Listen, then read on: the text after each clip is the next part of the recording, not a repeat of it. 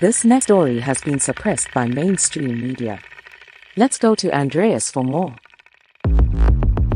Everybody, tune in to Recent Tartarians. Recent Tartarians. Recent Tartarians. Hello. Welcome to the Xirtus. Tune in for another exciting episode of wonder, imagination, and discovery. Recent Tartarians. Она образует всеобщие закономерности, определяющие законы классической физики для нашего Sometimes I мира. look at the moon and just think, the skin's beautiful. Baby, when I met you, there was peace unknown. Что касается энергии нано, то она превышает ядерную в немыслимое число раз. 10 в 74 степени. That's it. That's it. That's it. With your arms now. That's it. That's it.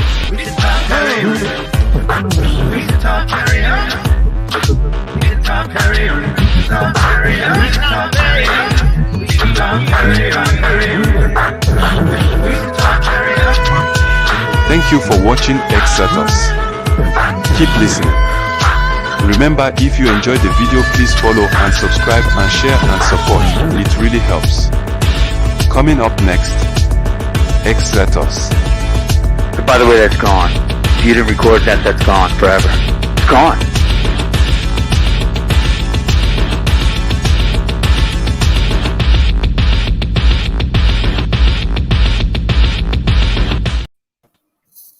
In doing what we ought, we deserve no praise, because it is our duty, said St. Augustine this one time.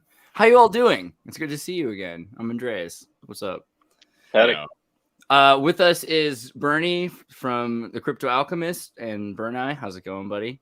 As well as the Homunculus in Progress, which with Bert and Ernie, the two puppets.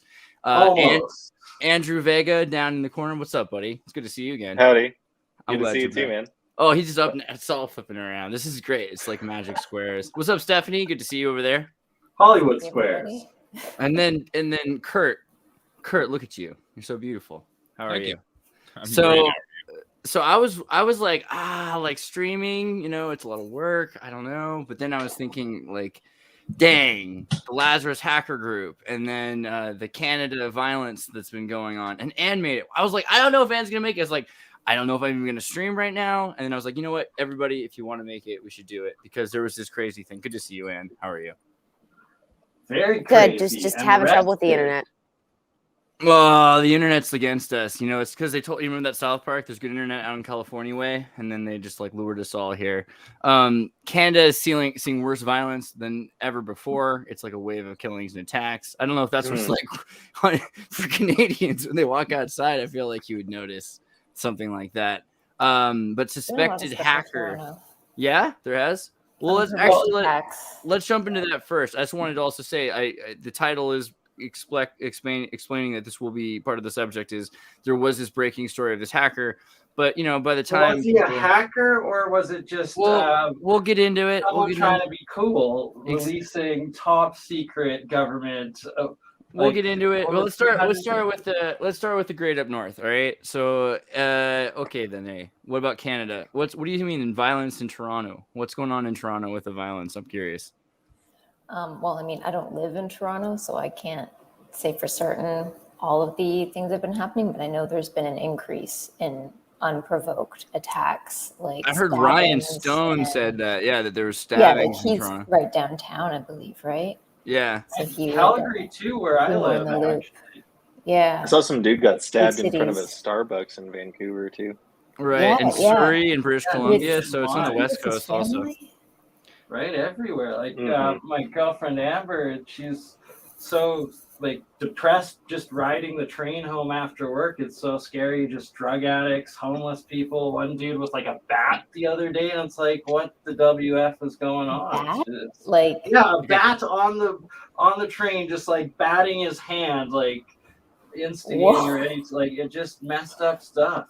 So I know this is unrelated, but the other night I came to my window and there was a bat at the window and he was just like flapping his wings, and I was just like, oh man. And I felt like he was a good guy, you know, because he eats the bugs. But I don't know. I love bats. Yeah, I feel like we need more bats, but maybe not the kind that you hit people with. Not the baseball bats on trains. So is this that you take away guns and then people start getting creative and like, people are just too creative? Or Yes. What's the deal? That's exactly what it is. So yeah, people get stabbed in London all the time. Yeah, so what do? Because we take away knives and then you get like, do you remember when you were a kid, you ever take a disposable camera apart and you lick the flash on the back of it and it like shoots you across the wall? Like you can kill somebody with anything is my point. Yeah. I don't know. Well, no, it's an attitude problem. That's definitely the issue. Like there was just like a shooting here in Louisville recently. I'm sure everybody heard about it, but I mean, it's like, I don't know. It's not going to be like easy to get rid of all the things that we can kill people with, and because of how creative people are. So yeah, it's the thing. Like in LA, you could expect people to die because it's like we're Americans. We got all kinds of freedoms and stuff, and freedoms get hurt. But in an authoritarian utopia like Canada, you'd think that people were safer. That's all I meant. I just thought it goes to show that times are getting desperate, and that it's not the guns that are killing people, it's people killing people, and that desperate people will harm other people when they're put in these situations. So we need to focus on like social assistance and reforms as opposed to gun laws and stuff like that. Okay, so this is keep going. Sorry. Well, and the legal firearms owners are typically the most law-abiding citizens, because to be in that position, especially if you own a restricted firearm, like you're put through an RCMP database every day. Like you need to be on your best behavior because anything you do could get you flagged. So yeah, absolutely, right? You commit a crime, you can't own that gun anymore. Yeah, so they're not legal gun owners are not contributing, I would say, at all to any of these gun crimes. It's typically criminals who have been convicted of this type of stuff before and just kind of let out of prison. And it sounds like it's not the streets, like gotten off the hook. It sounds like it's not that many gun crimes, though. Also, that's the thing. Like it's these new. No, there certainly sees to be an increase of gun crimes as well. Just crime in general, yeah. But gun crimes for sure, because they're really pushing to, I don't know, confiscate them or whatever they say they're doing. We talked about this, I think, at one point before, that there's like rules about what kinds of guns you can have in Canada, and that the Walter PPK, which is a very convenient itty bitty, is not legal in Canada. And so I find that sexist personally, but I don't know how you feel. It's funny because I've had that kind of conversation with like gun shop owners before about really a variation of that, because these small firearms, but also we're not really allowed to like there's no concealed carry, there's no open carry, there's no self-defense laws, like there's none of that in Canada. So like, I think part of my conversation, the argument was more surrounding that. You can have small firearms in Canada though, like they just have to be above a certain barrel length. So like there's still a lot of 22s and things like that are so even that seems like the made barrel for smaller length hands, if that's weird. The concern. But yeah, the barrel length for sure, and it's so that you can't conceal it.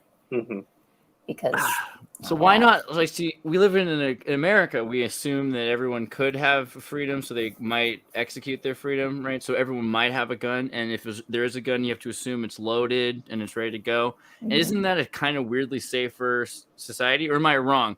We've also got Americans here. Do you guys think that, like, the idea of just guns everywhere, is this a Chekhov short story where the gun's introduced in the first act and someone dies because of it? Or I mean, I was a pizza delivery driver in LA for a couple of years. I had the worst road rage. I would yell death threats out the window. As soon as I moved to Kentucky, that shit went away.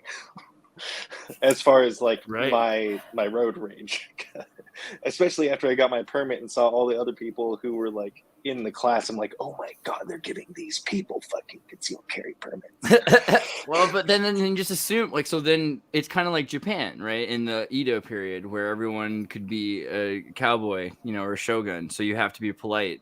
You have to constantly polite, because otherwise they might cut your tongue out. That's a decent society in a weird way.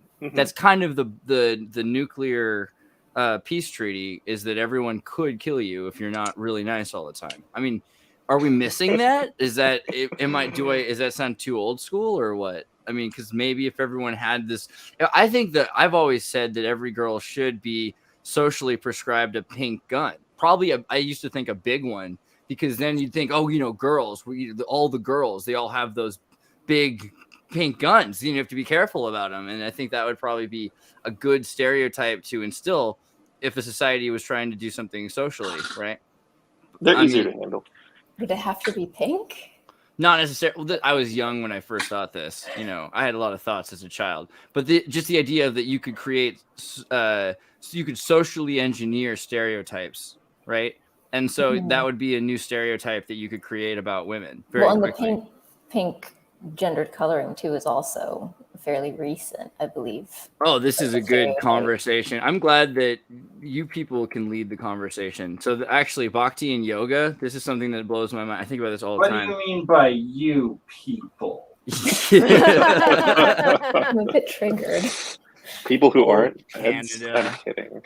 All right, so pink is an activation color, right? So I think about like John Wayne and his pink shirt, and you think about the old days when everyone used to have, men wore pink, rooms that you were trying to get your boy to wear pink, and the yogis wore pink, right? Like the yogi and the swamis, they have these pink. Look at this stuff. It's kind of orange now, but if you look in the old days, in the old pictures, it's like pink is really the color for a dude. A dude should be wearing pink. And then all of a sudden in the 20th century, they say, oh, you know what we should do is and before this, also 19th century, there's all these articles saying blue is to subdue a girl. You should have these navy blue and white walls so that the girl was subdued, right? And then in the 20th century, say, like, let's give girls pink Barbie, pink activation during the voting period. So in the working period, when the Rockefellers are trying to figure out how to tax the other half of the population, so they say, okay, we'll do an activation color, and then men start to receive subdued color, both blue and green, right? But blue becomes the boys' color, which is interesting because it's a subduing color, right? Helps keep people organized. Pink. Yeah. It's just funny how it's so easily adopted by people. And how style? just like gender coloring. Engenderment, yes, engenderment is interesting because I think that's a big confusion. So the transgender movement is a right-wing ideology because it wishes to conform the individual. Transgenderism says the individual must match society's idea of gender. So you should change your body to match the society's idea of gender, right? If you're trying to convert your body because you think a woman's body looks and is a different way than the way your body is, rather than say, actually, my body is a kind of woman's body, or then in other words, what is femininity or what is masculinity? Right. Doesn't that just make sense that it is a right-wing ideology, considering the fact that, it was the Democrats that were right-wing before they decided to, pretend covertly to be the opposite side? I think just as like a psyop to get in and condition people, and conditioning Honestly, if I may, is easy. If I may, this whole idea that we would even prescribe ourselves to the terms used by the psyop, I think we should highly avoid. Right-wing, left-wing, Democrat, Republican, separatist. Yeah, those are wings of a building that they don't let us inside of ever since QAnon, Right. We don't need to group ourselves into these categorical types of thinking, and that's quite frankly the control system right there. We are told terms, verbs, nouns, positive. We are given these contexts to think in, and when we think in words, when we think in language, that linguistic and complicated etymological sense is screwing with our heads. it doesn't allow us to think clearly about what actually is happening, but instead forces us into a box where we must contextualize whatever it is that's happening within a certain category or perspective. And if we avoid all of that and we just simply step beyond that, we can see clearly the larger picture and understand that, yeah, there are people that are desperate for holding on to their current position, their financial resources, their power and control, their stability, and they will do whatever they feel is necessary to maintain that, including, horrible, unspeakable crimes against humanity. And I've covered it before, but it's an interesting article nonetheless. You can get multiple versions of that talk about how neoconservatism formed and how neoconservatism turned the Republicans into neo-Marxist Trotskyites, really, because the Trotskyites were trying to fight the Leninists, and the Leninists took over the Democratic Party. The Trotskyites took over the Republican Party. So really, they were both kind of communists or at least Marxist theories. Operation Paperclip, I thought it was the Nazis. So are you saying we're both communist, socialist, and fascist? Everybody's a little bit of everything these days. Yeah, I mean, think is even National Socialist, Right? Yeah, at a certain point, what is your national? But okay, maybe we'll do. Oh, also, just a random tangent. QAnon Canada. Do you guys have a thing like that? Is there like a thing where they think Trudeau is secretly trying to save the world? Like maybe Trudeau is there like an internet forum that thinks Trudeau's making the world more French or something? Castro Jr. Yeah. We think he's Castro's son. That's what we think. So is he gonna make the whole world like some sort of a paradise, like a Cuban socialist paradise? Is there? I want the Trudeau fantasy. Like is all I'm saying. Someone come up with it for me. Is all. I don't know. Okay. Suspected leaker of top secrets.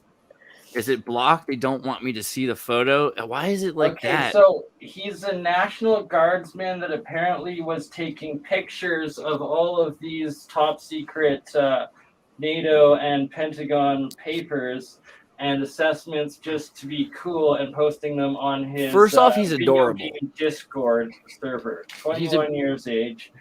Leaking all of NATO's top national security secrets to his video game shop.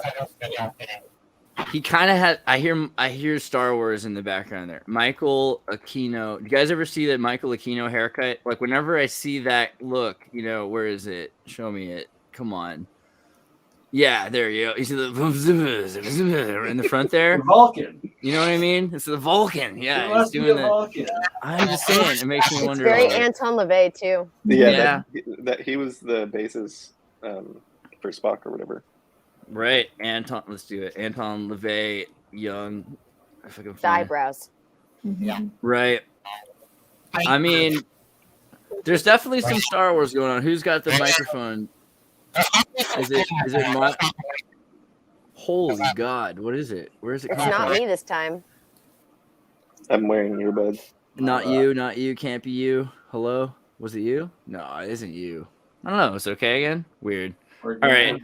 So following the arrest, the Air Force released the suspect's service file, and it shows that he is an enlisted Air, you said this, Massachusetts Air National Guard. I was hoping that we could get Jeremy because he's in Boston or nearby, and he could talk a bit about, what part of Massachusetts this kid's from. But, right, so this guy isn't even necessarily a hacker, it sounds like. He was he's just working for the National Guard, was exposed to these papers and decided to take pictures, copies of them, and leak them to his video game chums.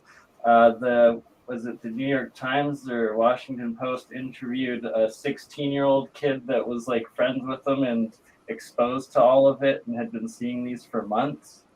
Like it's ridiculous. And that I've been listening to like the Russians and like the different military sites kind of do the sit reps and like breakdowns. Well, you guys want to see something cool?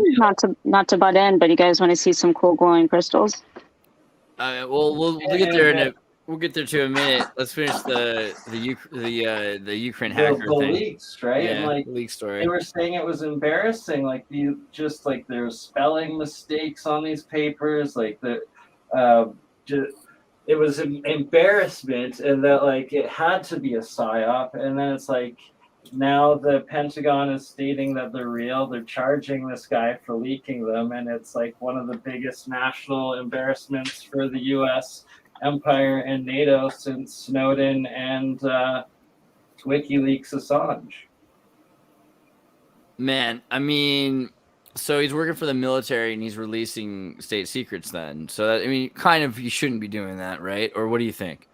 Oh, yeah, right. Not for cloud, I guess. I think it depends on what they are. He shouldn't be on Discord, I think, is the real crime here. Like, they're a better network. Yeah, and it's that they were saying, like, the 16-year-old that was interviewed that apparently knows the guy, was saying that he was doing it not for, like, the sake of being fed up with the military or trying to be a whistleblower, but rather just trying to, like, be cool with his group of 16 to 18-year-old video game buddies on, like, Counter-Strike. Or the memes, bro. Oh, man. So, like, basically, because he wasn't good at swearing oaths and keeping secrets, right? So, is this going to be like a Freemasonic kind of problem here? The other day we did a thing where we looked at AI and asked AI to tell us like Freemason oath secrets, and it wouldn't do it. And we're like, wait, why? Really? It's like, it would be unethical. I'm like, why would it be unethical? It would only be unethical if you took the oath. Did you take the oath? I can't tell you. I was like, wait a second. ChatGPT. Did you become a Freemason? I was like, really... I'm pretty sure confirmed. In a sense, it must have. So, but it won't tell you what the secrets are, right? So, I mean, that makes you kind of wonder: is that part of the issue here? They're saying that it's on an objective point, it has to be secret. Because why does it necessarily have to be secret? Why don't just put out thousands of fake maps and you can't tell which one's which? And just some pretty obvious things that they're going to do anyway, right? Like it's a football game. Like it's just moving drones. Also today, there was an explosion, I believe, today in Texas where 18,000 cattle died. What? Oh my god! Dang, girl, what? 18,000? That's horrible. Well, yeah, that's a such spicy an meatball. That's horrible. That's such an astronomical amount of cattle. You're like, and you were smelling steak for miles. Pull and intestines. Don't get me wrong. I mean, like, have you ever been on the 5? Have you ever gone like so California? There's this highway, and you go by where all the California cattle that are supposedly happy get slaughtered. Cowschwitz. Yeah, Cowschwitz. I hate to laugh, but it smells. So it smells like another kind. It smells like another kind of death and another kind of vile feces that you've and hair and things like that. And rolling up your windows doesn't do anything. Oh no, yeah, I kept my window up and I'll just go through it and it'll be like, wow. Hours later, you're like, whoa, is it gone? Oh my god! And now we get to garlic. Amazing, Gilroy. Yeah, it just keeps going. California, but have you had your garlic ice cream? Yeah, I have had garlic ice cream. Weird, isn't it? Hey, question for you guys. I don't know if I'm coming through okay. I'll tell you an interesting story. Speaking of, smells that hang around. So we all love the smell of fresh milk chocolate. Milk chocolate, delicious. And milk chocolate? Milk chocolate. You go into Willy Wonka's chocolate factory. You smell the milk chocolate.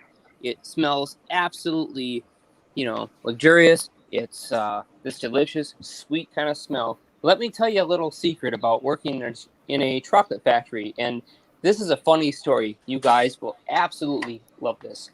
So I went to calibrate the equipment, thermal disintegrator equipment for the final burn-off stacks for when they process raw cocoa beans at this company called ADM Cocoa.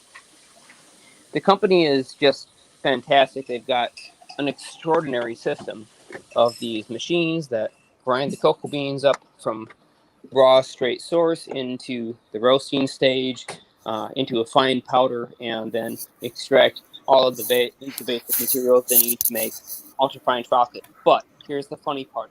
As we were walking through the hallway of this building, there's an entryway coming from the main office or customer/visitor entry point in the main lobby into the rest of the factory.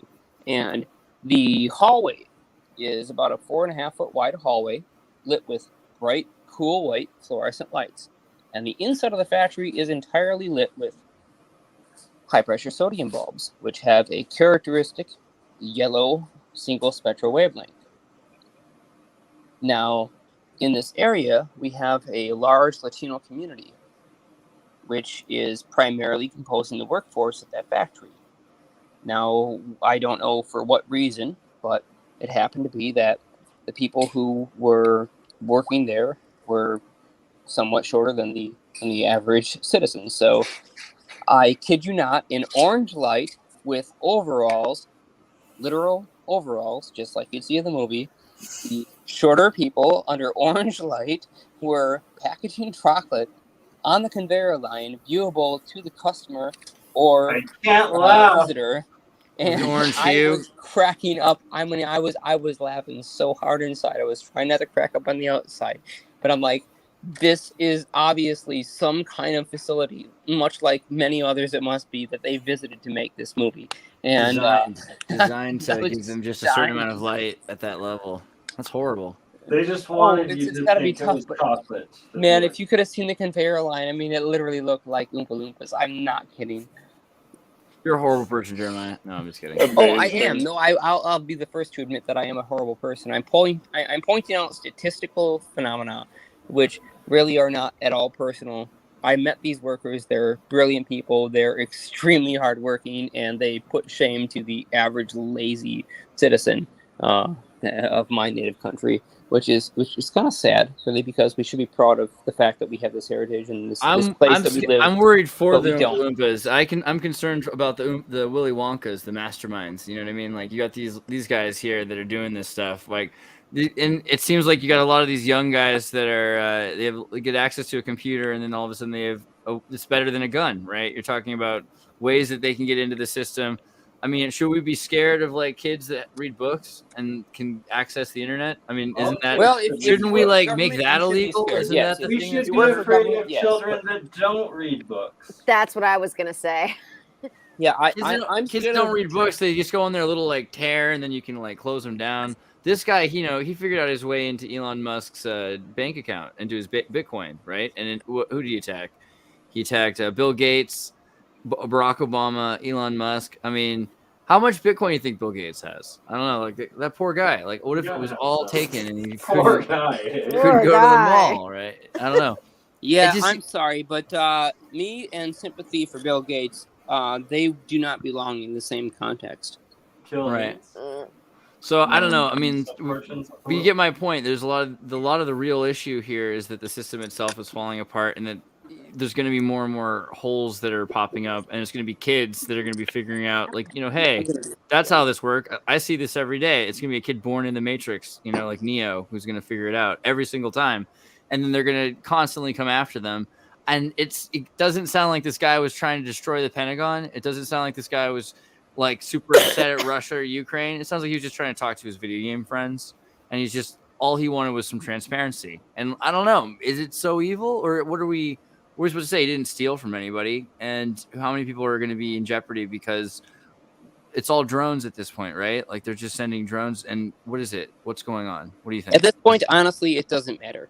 They can send whatever they want. They can't change anything. The fact is, across the board, I see it again and again, and this is on a daily basis now. People are not sleeping any longer. They have had enough. They're tired of it. They are sick of lies. They are sick of manipulation. They are very tired of huge corporations feeding them false data and convincing them to believe a certain narrative. They can see through it. They've got basically the they live glasses on. They can see through the bullshit. And with that being said, people are very, very willing to stand up against this stuff. So we're seeing more tyranny because, of course, you've got to keep these outliers in check. The quote-unquote outlier is supposedly only a few percent of society, but if you actually look at the statistics, it's over 70%. So we, the people, well, we're pissed. We're really pissed off. The narrative is we've had enough. How about Bob Lee? Do you guys hear about Bob Lee? Do you guys know about the Cash App executive who got murdered recently? Yeah. I heard about that. How do I get Cash App? I have been trying for like 2 weeks, and it keeps sending me to like different spam freaking. Just get the app on the Play Store. Go put Cash App's on the app on the Play Store. It is on the Play Store? Is it? Find it. Yeah, I'm pretty sure. Yeah. My life. All right. Well, Yeah, I use it infrequently, but it does exist. So SF police reportedly make arrest in fatal stabbing of tech exec Bob Lee. Who do you think? Because this is the thing. Bob Lee is this major important person. You can imagine it would be like espionage. It could be the Russians, right? Of course. Somebody. More likely bankers, because he created a cash to crypto on and off ramp that they don't like those. But he's still an exec and, still working with Dorsey. He could have been, Well, I don't know. So they're trying to say it was like a homeless guy. It was a 38-year-old booked on suspicion of murder. So like maybe he stabbed him for like his wallet or something like that. And the guy didn't. He's like, all I have is a phone square. Ah! And that was the end. I don't know. Well, hey guys, in the classic ADHD, algorithm of this show, which we've so well established because not a one of us can keep attention for more than a couple of minutes, and we'd love to jump around. Let's jump to something visually interesting. And wait. I just want to have any. Does anyone have any comments on this idea? Like, I guess because it's just the idea of like, he's not killed necessarily by this mastermind conspiracy. Oh, maybe. We'll jump back to it. Do you think he? Okay, we can. But do you think he is? Do you think he is murdered by some mastermind conspiracy that's pretending it was some crazy homeless guy, or do you think it legitimately was that San Francisco is that nuts? I mean, I guess. Well, do we have the crazy homeless guy's middle name? If you can pay attention to something that's more, on the lines of the science and the new alchemy terms, then we'll jump back and I will answer your question when I ask you to adequately explain all the details, because you see, I don't know the backstory of this guy, and unfortunately, I can't give you an opinion until I completely understand what his situation was, how he ended up meeting his fate, and what all went down. I can use. So I have an opinion. Yeah, wait. I want to hear Kurt's opinion. We're gonna wait on the science stuff. Go ahead, Kurt. So I think with a lot of those, apps that were involved with easy money, that also Venmo is a very similar vein down there. We've seen a lot of scams, not only with Cash App, but with a lot of cryptocurrency and a lot of companies that were involved with a lot of that non-standard currency type of transactions. I think there's a lot of shadiness around the business in general, and I think a lot of these guys, they really knew what they were getting into when they bought in or founded a lot of these apps. They knew a lot more about the shady side of it that I think that we know about than we were given the impression of. So I think, there probably is a lot of shady things involved there. As far as to what specifically that is, if it's a big we'll say crypto mafia behind it, it's hard to say precisely, but I'm pretty sure it's a little naive to think that nothing was. It was just a random chance. Some guy just got shot. A rich guy in San Francisco just got, stabbed or whatever. I think there's a lot of naivety to a lot of things going on right now. And it's one of those freaky years for sure, where a lot of bad things are bound to happen. We've seen a lot of crazy shit happen. And so it's going to be interesting to see what stories the corporate media will peddle over the next few months, including the stories that we've seen today with the teenager leaking documents. Because chances are there's a lot of stupid teenagers doing a lot of stupid shit in our military. Basically teenager. Yeah. Yeah. He's basically, if you're 21, you're in the military, you're basically a teenager. You have your 12% interest loan on your car that, has 300 horsepower. It's a pretty broad stroke there. And apparently Cash App isn't available in Canada. So that would explain why I can't find it ever. That's pretty wild. I mean, and people in the comments were saying those guys actually knew each other. The man who stabbed him was... Yeah, that it was a tech competitor or something. Yeah. The guy that was arrested. Interesting. Okay, also, so that's going to be interesting. In the comments, Stoops wants us to talk about Don Cherry. Stoops, why aren't you here? I sent you the link. How dare you? Talk about Don Cherry? Oh, if there's 10, I can remove Who's Don? To make one. Don Cherry? Don Cherry, the hockey broadcasting Canadian legend. Come on, yeah, okay. I don't know this With one. The crazy suits. I don't know enough about Canada. You just caught me. That was it. Don Cherry. He's a legend. Murdered hockey fashion. Because he murdered hockey fashion. I get it. That's pretty good. All right, I get to tie it now. That's a good sync, Stoops. You should be here. Wait, so out of respect, Jeremiah, you want to show us your science? You there? Yes, I All do. right. But it was actually not Hop me. in there. It was Liminal's work.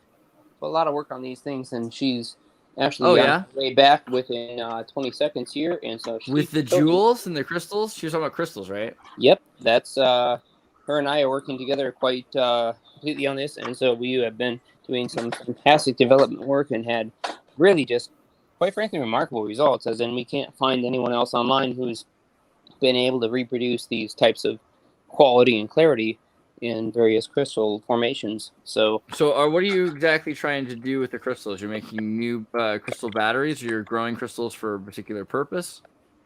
yes, Or the and experiment? yes, we are making crystals for crystal battery applications, but that is just the very entry point. I mean, that's right into the Hutchinson stuff, and that's something that we will be doing with a highly perfected formulation of absolutely pure Rochelle salts, which are piezoelectric and thermoelectric. We will be exciting those with radioactive isotopes, and then we'll be going beyond that point to try and extract asymmetries by using additives like strontium, zirconite, tantalum, and gallium. So how big of a Excuse me, battery? germanium. How big of a battery crystal do you have to grow so that I can charge my iPhone? Well, that is exactly what we're going to find out.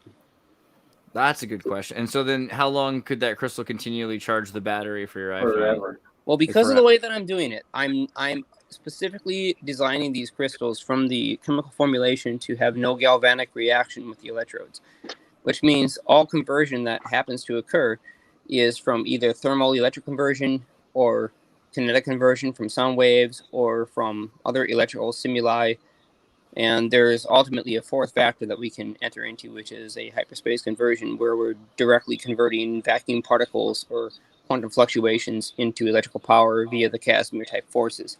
So it's not breaking down the crystal; it's getting it from other places. Only if we push it. I mean, we can break down the crystal to get 100-fold output from it, and this would be like how we would want to run, say, dilithium inside of a warp core reactor. But in this case, I haven't formulated the dilithium correctly yet, and I understand that I need to bind the lithium atoms with, electrum vanadium, or EVOs in Ken Jolder's language. And so we would need to bind these things together with a very unusual type of electron shell where the protons are accessible and they can fission straight up. But we've already proved that this is possible. It's just a matter of whether or not we want to formulate a crystal for it and how we're going to do it. So we're testing a variety of things, and actually she's about to go on, so I'm going to switch over, jump off for a second here, or I'll just mute myself, and she's going to go on and explain to you her crystal formulation, how she came up with growing these absolutely fantastic piezoelectric crystals. And then I'll come back on and end it with the video link. Yeah, so hi guys. I was on a show with Bernie recently. Me and Jeremiah were showing off some pretty high clarity Rochelle crystals. And we decided, hey, why not make them glow also? So just for some visual fun here, I am going to switch on my camera and this UV light. And there you go. You can see that right now the Rochelle crystals are glowing due to rhodamine 6 under anywhere from like blue to UV light.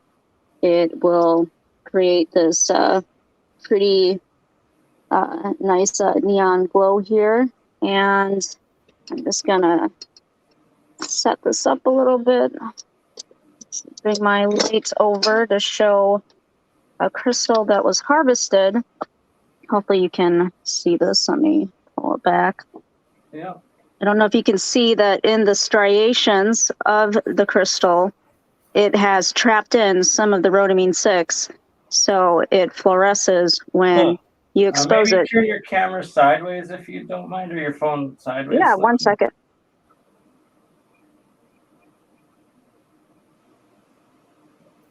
Oh yeah, I can see it there. Kind of looks like bismuth, but a crystal. It does look like bismuth. Interesting. So how are you designing its growth pattern, like so that it grows that way?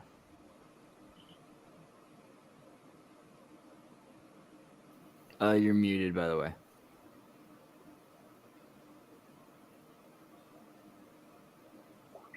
We can't hear you, let me know. Yeah, she's muted. Oh well. Hey, I'm sorry about that. I was trying to say that initially we were getting these really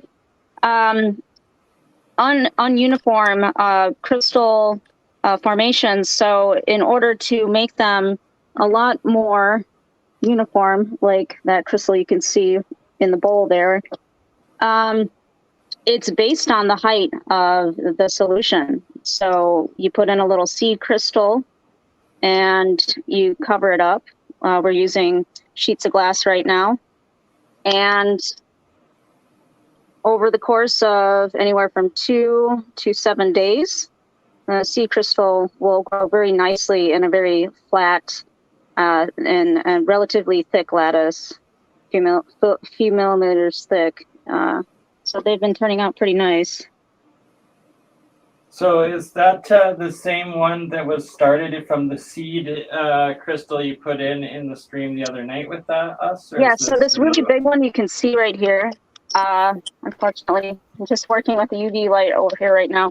That really big one in the bowl started out as a very small seed crystal, and it grew probably over the course of almost a week. And you can see it's quite big. To answer big. your question, Bernie, yeah, so that's not the same crystal that I showed in the recent video. That's actually another one that's almost 40% larger. And this was just, I thought it was done, but I decided to do something interesting. I actually covered it up with more highly soluble liquid. There was a couple of dropout seed crystals that I had to remove from the tank, but they luckily did not catalyze a new nucleation point when I pulled them. So it's still continuing to grow, and I figure I'm just going to let that thing get as big as it possibly can and see where we end up. It's now actually been covered with liquid, which is an unusual type of test that I'm doing. But I may be able to grow them to a certain width and length, and then actually increase the height by using proper seeding material. Nice. So here I'm going to pull out an example of a pretty big seed crystal. Hope the lights don't get in the way. You can see that's a pretty nice chunk right there. Very uniform. We've been working with ones a tenth of that size as well. And eventually they do get as big as the one in that bowl there if you give it enough time.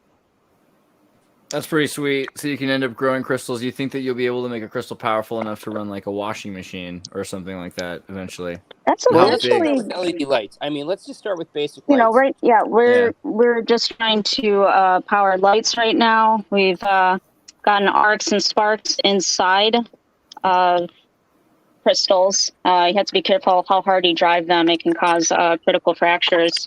So we're refining that process with how much power we can put into it. The striations are really unique in that you might think that they're deformities, but they work wonderfully when you want to play with sound. You'll find that different striation formations work better for treble, or better for mids, better for bass. It's actually really quite interesting. I don't know if we'll have a chance to perhaps do a little music demo if Jeremiah has the space. Oh yeah, I can do that. But yep, right now we're working really hard on putting them all together. Eventually, I would like to do experimentation with magnets, which might require going over to a salt formation that has a ferrous compound in it. Legit. Yes, we're looking at dysprosium. Dysprosium happens to be a magnetic element very viable for salt solutions, and we are going to be experimenting with dysprosium-based salts that are also piezoelectric using the Rochelle potassium reaction. And potassium seems to be really quite nice. Cool. That's awesome. I can't wait to see a phone that's charged from a crystal, and then everyone can have like a crystal the size of your air tags, you know, that can charge your phone, and then you don't have to ever plug it in ever again, and then just put crystals into things instead of batteries. I would love a crystal air tag. That would be dope as hell. It seems like the thing. To deviate into hackers again because it's still on my mind. I'm sorry. I am a one. Yeah. You'd think that I'd be like my ADHD, but I'm kind of a one-trick pony tonight.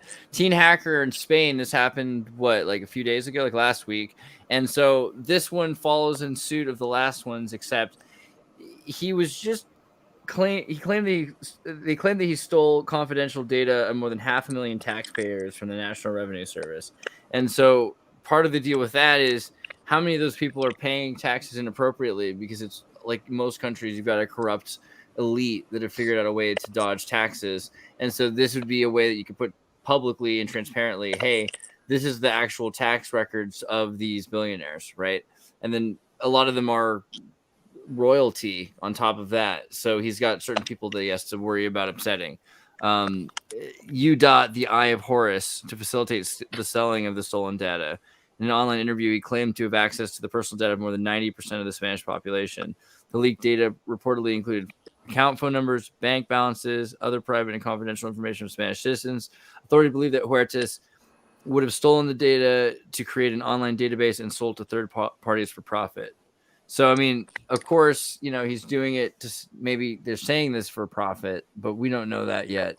And all we know necessarily is that all this information in the hands of this guy isn't that much weirder or worse than in the hands of the Spanish government, which seems to be really terrible at holding on to it because teenagers are able to grab it. Right? I don't know. Is that a joke, or is that just legitimately the concern here? Is that why is this data in the hands of the government, and why do they not know how to hold on to it? They know everything. It's all in one place. It's so easy to hold on to, and they can't keep it safe. I mean, what are we supposed to think about that? And then, just what are we supposed to think about these kids, these neos? Similar to like the whole TikTok metadata debate too, they're trying to claim, and then they can't even keep it safe themselves. I'm gonna jump in here. So, what I've been working on this whole past week is I've been decoding one of Da Vinci's paintings, and things I found in the Last Supper were just absolutely mad, dude. I found the geometry of the entire King's Chamber, the sarcophagus, the geometry of like 10 different biological, really important like Egyptian staples of biology that they have in there.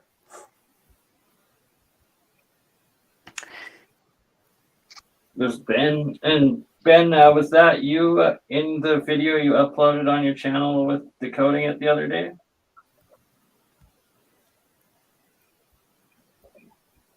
Hello? Ben! Dagobah system. Remember that? Anybody? Dagobah. Ben. Dagobah system. Sorry. Anytime I hear someone say Ben, and that's happened a lot in my life for some reason. I don't know. So I get anybody on the hacker thing on kids. Do you guys think that the idea of technology, what should we do? Because like the other thing is, once you arrest this kid, he's going to end up being put into some government program where they can use him as a hacker. He's becoming Edward Snowden, right? So it's not like that's even worse. Now he's going to work for the government. Now he's going to know how to get access to everybody else's data. And so you're going to have government trained guys that are, they're just picking up the best hackers they can arrest, right? Yeah, and he'll have no other choice but working for the government, right? Mm-hmm. It'll be like that Catch Me If You Can guy doing all the anti-counterfeiting. But it sounds like they were just being sloppy and they left stuff laying out and he found it. If they weren't smart enough to spell things correctly, it sounds like they just got embarrassed and are trying to make an example of him. I'm speaking just of that Air National Guardsman. As far as it does seem like most of the time that's what's going on, is that people were sloppy. If a 16-year-old kid is getting into the system, right? Yeah. Or even in this case where the military guy is looking at it, but in general, they're sloppy. Yeah. Well, in Spain, they all have nap time, so I'm sure he was just... It's weird. Mexicans built pyramids. Spanish people invented siesta. I can tell you. Well, one of those cultures had access to organic hallucinogens. I hate that word, but pretty sure they had mushrooms in Spain too. But yeah, Yeah, they did. Yeah, there's like the Spanish Inquisition. I don't know, as a random thing. If you think about Would there have Spanish, been an Inquisition if they had mushrooms? Well, let me say this much, guys. The Let me Basque say witch this much. trial Okay, was definitely so because they had access to drugs, and the witches were taking scopolamine, you know, and they were. Here's the thing. He made a good point, and mushrooms, for example, are not hallucinogens. They are classified as entheogens. Entheogens are natural materials that happen to grow from plants and are extracted with no conversion necessary, only to concentrate what already exists. Hallucinogens are synthetic molecules that plug into receptors in the human brain to recreate the effects of natural materials. So we have to classify that there is a difference between hallucinogens, which is actually a really nasty term, and entheogens, which simply grow out of the earth just as they are.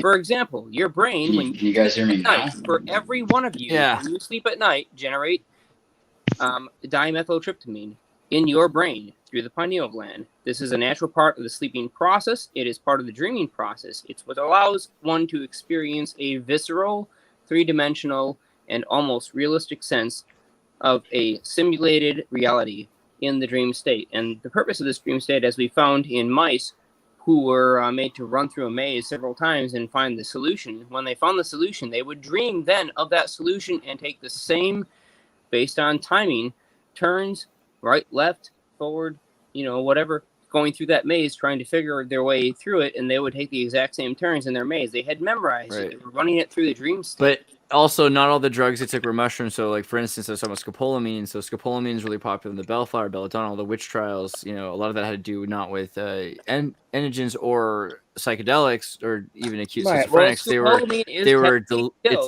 It's a deliriant. It's technically an entheogen. So it's technically a deliriant. So it's not the same. It's not a disassociative. It's not a psychedelic. It's not an upper. It's not a downer. It's a deliriant. It'll make you believe what you're seeing is real and what you're experiencing is real. Like you lose the sense of awareness that something's not. So you might think something's a face, and then it is a face, right? So that kind of thing. Scopolamine was used by like the Aztec kings to like bury all of their high priests. Anybody that is dosed with the right amount of scopolamine will stand in a pit and get buried. Right. You know, also, CIA was really into scopolamine originally as they were looking for truth serums because the Pinkertons used it in the 19th century when Lincoln brought the Pinkertons in to control and kind of build what became the FBI. Their huge thing was giving people scopolamine, and if they had the time, they would get someone addicted to codeine and then remove it from their system so that the withdrawal made them suffer, and then they would give them scopolamine and tell them how they could get better was to tell them the information. Classic. Really? Well, that'll work. Well, I mean, I was gonna do a short episode, but Lazarus, did you have something you wanted to share about the Last Supper? Because I know you got cut off there. Yeah, no, I don't think anybody has found all of this in the Last Supper yet. I found just about every important Egyptian geometry that exists in there. So I remember the Last Supper having like, first off, you've got his girlfriend is in the Last Supper. There's a book about that. Yeah, Mary. You see that little half moon thing that's above that middle window? Of course, those three windows are like all over pyramids all over the world, but I'm also pretty sure that the King's Chamber being 64 cubits, that the 8 little alcoves on the wall, probably 8 cubits each, giving you the geometry of the King's Chamber. And the antechamber has these 4 slats in it. Everything about the antechamber at the top of the Grand Gallery has to do with 4 dimensions. It's about ascending to the 4th dimension. So there's a pyramid that rests between Christ and Mary, and the right corner of it rests on that little half moon, and then the line from it gives you the 4th square on the ceiling. And dude, it went so nuts that I actually had to stop because I just would have kept finding more and more. But there's actually 3 whole pyramids in that painting, and you get the geometries for the entire 3 pyramids. Like the Great Pyramid is in there 3 times. I mean, it's nuts, but that isn't what I was wanting to talk about. That was like a little side comment, just something cool that I figured out recently. as Bernie probably knows, I am always in the depth of like the most adept esoteric practices. And I have recently been learning from the students of an amazing man called John Dubuis. And John Dubuis is like one of those guys that if he was born in like Christ times, that they probably would have called him some sort of saint. We're talking about just an incredible man. But one of the practices that this man is, this is a man who gave information freely. And that is a rarity. No, that's not John Dubuis. Which John one Dubuis is he? was French.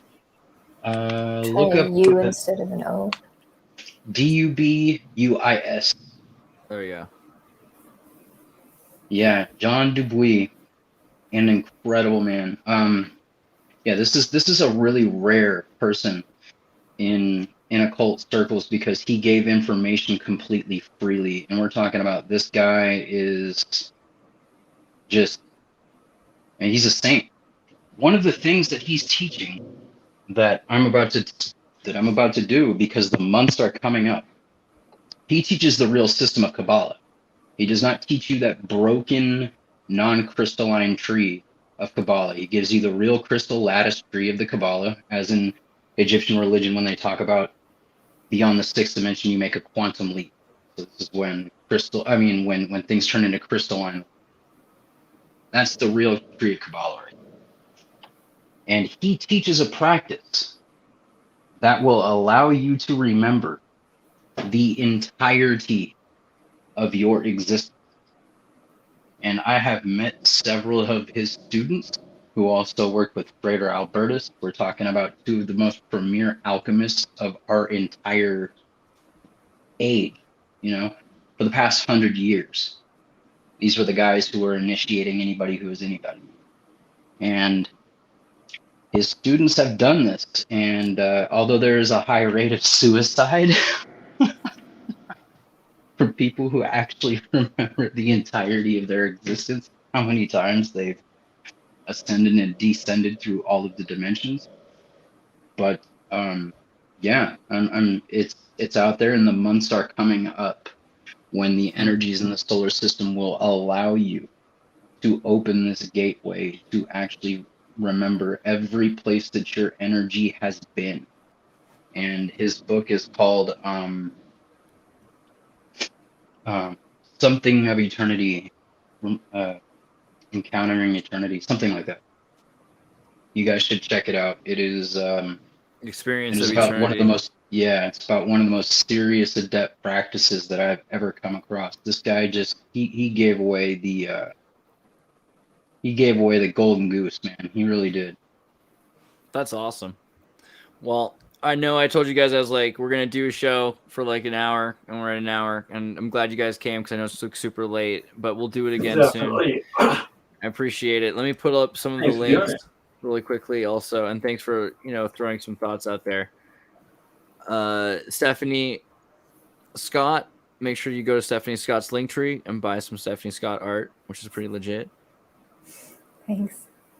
Based. And then also... And what's Balance Blackwood again? Balance Blackwood, right? There's a holistic and I'm supposed to Balance Blackwood, yeah. That works. Balance Blackwood. And you can stay up to date with the Tribe newsletter. And then you can say you found it through Xirtus, which is the way to do it. Vega, do you have a link, or do you want me to just? Oh, it's I'm not here to push anything that I do. You can always find him. He's here in the Andreas Philosophy meme. I apologize for my behavior in there, but he's a great mod. No. You gotta teach me Discord, because apparently you've been blocked on Facebook for another month. Yeah, it's true. I'm blocked for 30 days because I posted something a year ago, and then they just locked me out. So something interesting must be happening in the next month, I imagine. Something cool they don't want me to tell you or warn you about. So look out for interesting things going on in the world. And then Crypto Alchemist, make sure you go to Crypto Alchemist channel, subscribe. I and go to might his do live. another live later. We will see. There's some interesting things I learned about crypto too. If you guys do deal with crypto, it seems that there is an algorithm that they've been using that has to do with lunar cycles. Yeah, actually. Really? Yeah, I kind of. I think there's something going on with the coin market cap. If you notice how humans swing with money, you can actually follow SIP dips based on lunar. Yeah, but I always just equated that with women, so I don't know. It could be. Is there a Bitcoin almanac? Come on. Lazarus, do you have a YouTube channel we're supposed to go to? I think I posted it in the private chat there, the last YouTube channel there. Legit. I've taken basically everything down off of my YouTube. That's the 2-hour decode that you posted the other night, Ben, of the Last Supper decode or whatever. Yeah, here you go. You can check out that video is insanely long. That's probably perfect. If you want to do a full proper, I'll check this out, like a full actual deep dive. It's into actually really good. I skip through it. Look at all the fucking geometries that are in there, like the solar disk of Egypt. That thing will fractal into eternity. I would imagine that what you right there. Go back. Nefertiti, dude. I would go into a Muslim mosque, and then you just paint people over all of the Tree of Life stuff, because you just use that as a background, so you could have perfect geometry. I see what you're saying there. Could kind of be a thing I would consider doing. I don't know. Makes a lot of sense. But I appreciate that you put up with me. I love you all. Thank you for being here. Get some sleep. Love you too. Bye. The next one. Wait, MK Canada. Canada is a country. Waves of people came to this country, were welcomed by the folks who have lived here for millennia, the First Nation.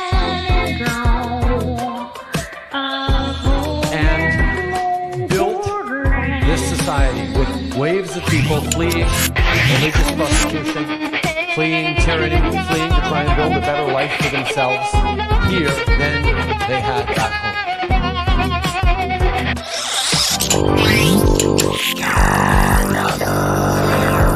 Whether it's folks fleeing from world wars or fleeing from civil wars,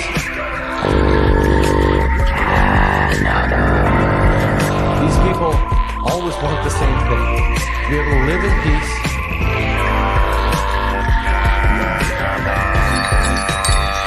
to raise their families, to create a better future for themselves and their communities. And that is what generations created this extraordinary diverse society we have. Now, Canada remains one of the only countries in the world where citizens are, by and large, positively kind. And one of the reasons we are that way is because Canadians have confidence in our